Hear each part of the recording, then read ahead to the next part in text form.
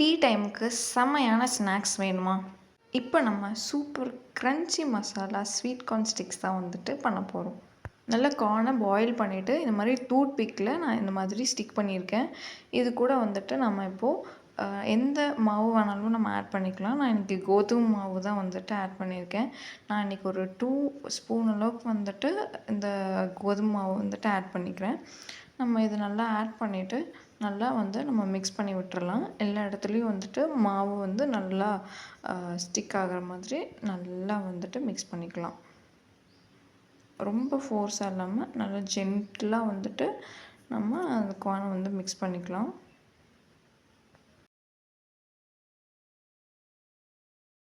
நம்மளோட ரெசிபி ஒரு 80% ரெடி ஆயிடுச்சு. இப்போ நம்ம இதை பொரிச்சு எடுக்க போகிறோம். இதுக்காக நான் எண்ணெயை வந்துட்டு நல்லா சூடு பண்ணி வச்சுருக்கேன்.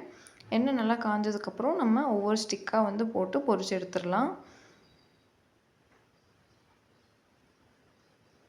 நம்ம ரொம்ப நேரம் வச்சுருக்கணும் அப்படின்னு அவசியம் இல்லை. ஒரு 2 மினிட்ஸ் வச்சாவே போதும்.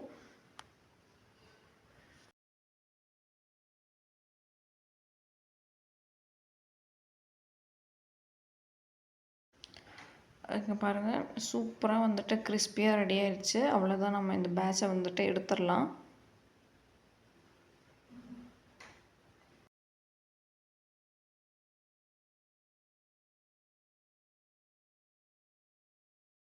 இதே மாதிரி எல்லா பேட்சையும் வந்து நம்ம பொரிச்சு எடுத்துக்கலாம்.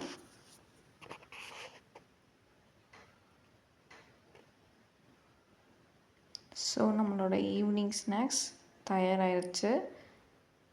இப்போ நான் இது கூட என்ன பண்ண போகிறேன் அப்படின்னா, தேவையான அளவு உப்பு சேர்த்திக்க போகிறேன். நம்மளோட காரத்துக்கு ஏற்ற அளவுக்கு நம்ம இதில் மிளகாய் தூளும் வந்துட்டு நம்ம சேர்த்திக்கலாம்.